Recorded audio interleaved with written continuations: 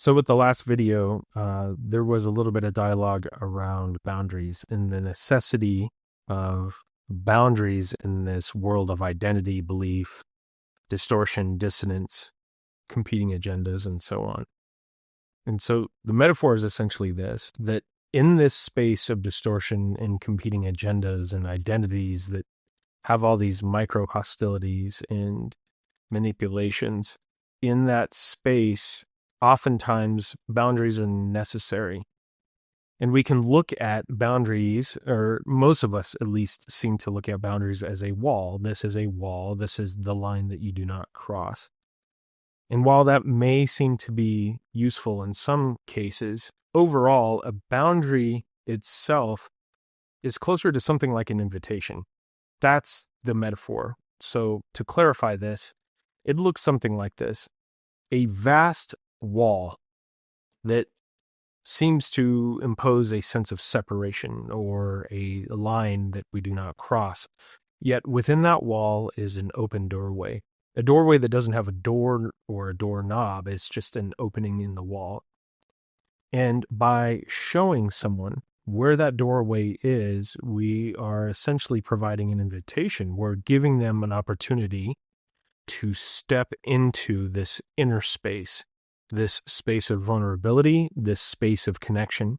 And if they take the path to walk through that doorway, instead of attempting to bust through the wall or circumvent, climb over the wall, or somehow break inside, then as soon as they are on the inside, there is no longer a wall and there is no longer a doorway. And we can see these things even in this outer space of identities. We can see that at the very foundation of this is some sort of sense of compassion, that even by offering the invitation to come in through this doorway, we are somehow also providing a compassionate approach for someone to demonstrate how our boundaries appear for someone and to show them the doorway on the way in. We're also giving them the opportunity to come into their own experience in a vulnerable and a compassionate way. It's an interesting meeting here, but we are somehow providing a compassionate entrance, and for them to take a compassionate entrance means that compassion is somehow meeting compassion, and therefore nothing but connection seems to happen. This is the necessity of a boundary. So instead of considering a boundary something more like a wall, it's more like an open invitation, and we just simply show someone the way. Now, I know this can create complications if someone chooses not to take that route. So another compassionate choice for us is if they choose to attempt to break in or somehow circumnavigate this wall that we've created, this boundary, we reassert that boundary a little bit more forcefully, a little bit more assertively, to the point where we remove ourselves from their influence. This is the nature of competing agendas and the distortions of this human game of earning social favor and validation and micro manipulations and hostilities. We somehow develop relationship. We develop an access of connection. We circumcede or somehow circumscribe these dissonances by providing an entrance point. And as we continue to do so, we recognize the necessity of this in this realm of distortion. It somehow clarifies itself. It somehow clarifies communication. So this seems to be the absolute necessity of boundaries.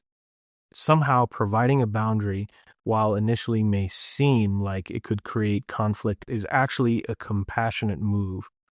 We start to recognize that compassion here is compassion everywhere. And if someone takes the compassionate route, then all we have is the yeses of compassion from there. So hopefully this clarifies some on boundary, and maybe we can explore this a little bit further. And while this may not seem to be a very, very direct and deep pointing on awakening or non-duality itself, this does seem to be a very crucial aspect, since the identity does seem to be geared primarily for social conformity and earning social favor, it seems to be primarily a social mechanism at play.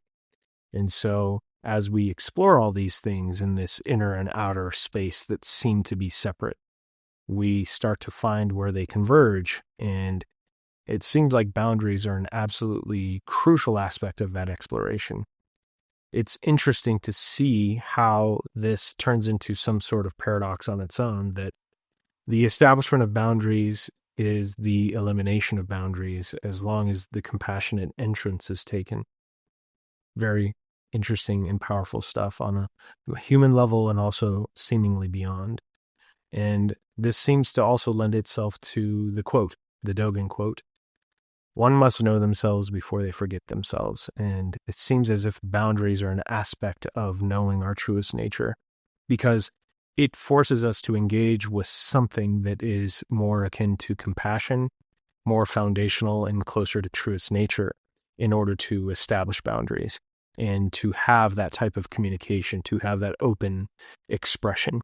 And for someone to take that compassionate route means that compassion is meeting compassion, and therefore there is no one else, there is no separation. And once again, we are in this vastness of what we could just call consciousness or reality. So hopefully this clarifies. If it seems to have muddied things, there's a built-in apology to that. And if so, please ask some questions in the comments so that there can be some clarification. And if not, hopefully this video will clarify any of the questions that may have come up around the last video. And as always, thank you so much for being here and sharing this.